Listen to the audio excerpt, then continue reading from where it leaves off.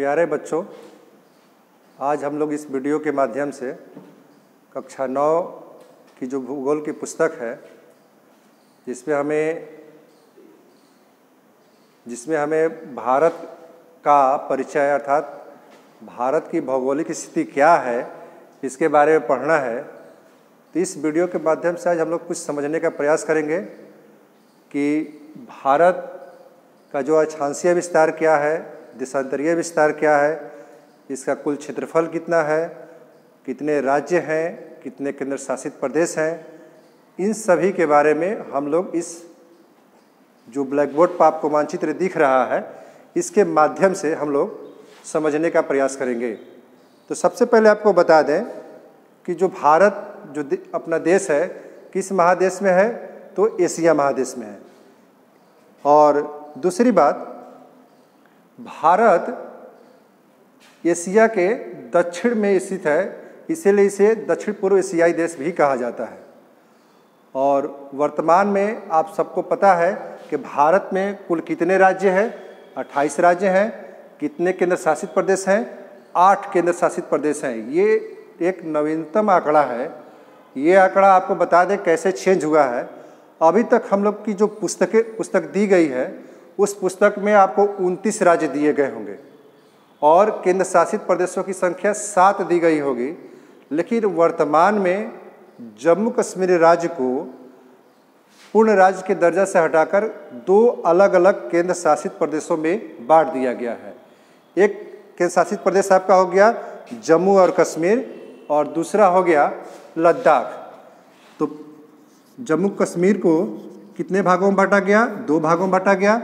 एक जम्मू एंड कश्मीर केंद्र शासित प्रदेश, दूसरा हो गया लद्दाख। ये 2 अलग अलग केंद्र शासित प्रदेश राज्य हैं। तो पूर्व में 7 केंद्र शासित प्रदेश राज्य थे, अब 2 और हो गए। तो कितने कुल केंद्र शासित प्रदेश हो गए? 9 हो गए। तो हमारे केंद्र शासित प्रदेशों की संख्या कितनी हो गई? 9। लेकिन यहाँ पर आप देखिए 8 लिखा हुआ है। तो एक चीज़ और नवीनतम आंकड़ा आपको बता दें कि जो भारत में 2 अलग अलग आपको केंद्र शासित प्रदेश थे, एक था दमन और दीव और दूसरा था आपका दादरा नगर हवेली। तो इन दोनों को मिलाकर अब एक केंद्र शासित प्रदेश बना दिया गया, उसका नाम हो गया दमन और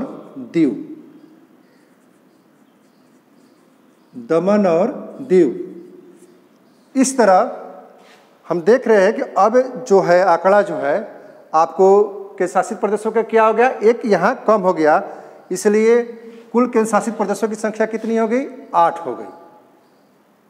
और राज्य कितने हो गए? एक जो जम्मू कश्मीर राज्य था ये केंद्र शासित प्रदेशों में से बट गया 2 अलग अलग राज्यों में, इसलिए यहाँ पर कुल राज्यों की संख्या कितनी हो गई? 28 हो गई।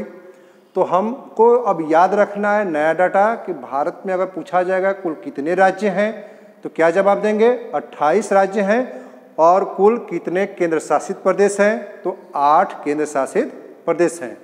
तो अब दोनों राज्यों को मिलाकर कुल राज्यों की संख्या कितनी हो जाएगी?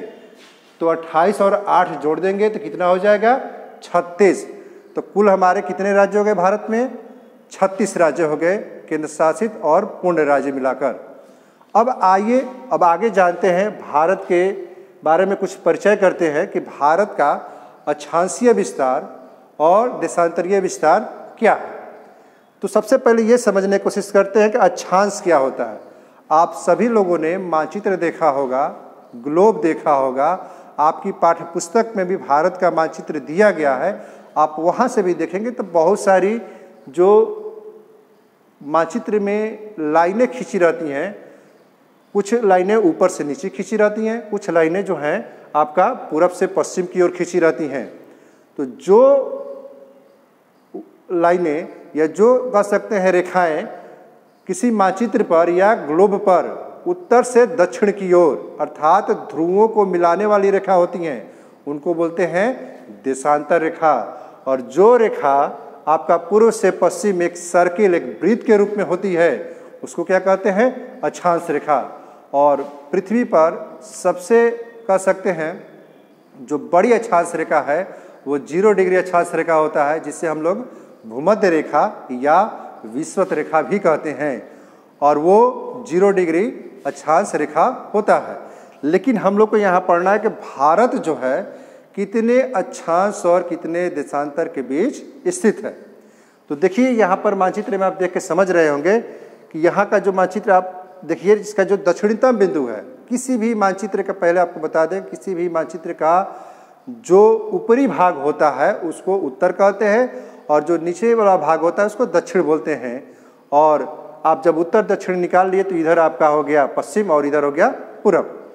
तो जो उत्तरी भाग है और जो दक्षिण भाग है, तो भारत जो है ग्लोब पर या पृथ्वी के कह सकते हैं मानचित्र पर, जो भी जहाँ हम लोग काल्पनिक बनाते हैं उसमें ये उत्तरी ध्रुव में स्थित है। इसलिए देखिए यहाँ पर उत्तरी अक्षांश लिखा गया है।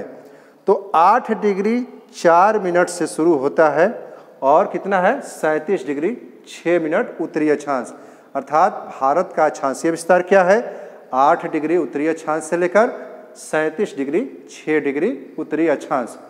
और इसका देशांतरीय विस्तार क्या है, तो देखिए यहाँ में ये भी यहाँ पूर्वी देशांतर लिखा गया है, अर्थात ग्लोब पर भारत किस दिशा में स्थित है तो पूर्व में स्थित है। और ये कितने देशांतर के बीच स्थित है तो 68 डिग्री 7 मिनट पूर्वी देशांतर से लेकर 97 डिग्री 25 मिनट पूर्वी देशांतर तक ये स्थित है। तो ये हो गया भारत का अक्षांशीय विस्तार। दूसरी बात, कभी कभी परीक्षाओं में सवाल पूछा जाता है कि भारत का उत्तर से दक्षिण की कुल लंबाई कितनी है। तो एक यहाँ डाटा लिखा गया है, आप ध्यान देंगे, भारत का जो उत्तर से दक्षिण की ओर जो कुल लंबाई है वो है 3214 किलोमीटर। कितनी लंबाई है 3214 किलोमीटर। और जो आपकी लंबाई है पूर्व से पश्चिम, और सब कह सकते हैं, इधर पूर्व हो गया इधर पश्चिम हो गया, इसकी कुल लंबाई है 2933 किलोमीटर। कितना है 2933 किलोमीटर। और बहुत सारे यहाँ पर देखिए कुछ पर्वतों के नाम लिखे गए हैं। एक यहाँ आपका ये भारत हो गया, ये पाकिस्तान हो गया, ये एक पर्वत का नाम यहाँ हिंदू कुश पर्वत लिखा गया है। और दूसरा एक पर्वत है आपका इधर हिमालय पर्वत है, और इधर देखिए म्यांमार की जगह आपका अर्कान योमा पर्वत है। इन तीनों पर्वतों से भारत जो है एशिया महादेश में जितने भी देश हैं उन देशों से अलग हो रहा है।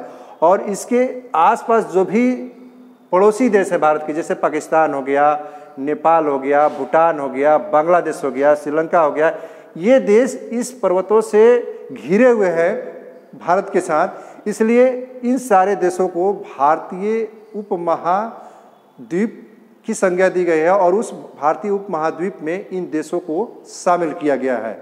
ये तो हो गया भारत का एक परिचय। और आप सभी जानते हैं कि भारत की राजधानी कहाँ है, तो नई दिल्ली है। और इस तरह जितने भी राज्य हैं, अभी तक हम लोगों ने 28 राज्यों की संख्या के बारे में पढ़ा। इन सारे 28 राज्यों के बारे में, उनकी राजधानियों के बारे में, केंद्र शासित प्रदेशों के बारे में हम लोग अगले वीडियो में पढ़ेंगे। और इस वीडियो में सामान्य एक परिचय था, तो शेष हम लोग आगे अगले वीडियो में देखेंगे। धन्यवाद।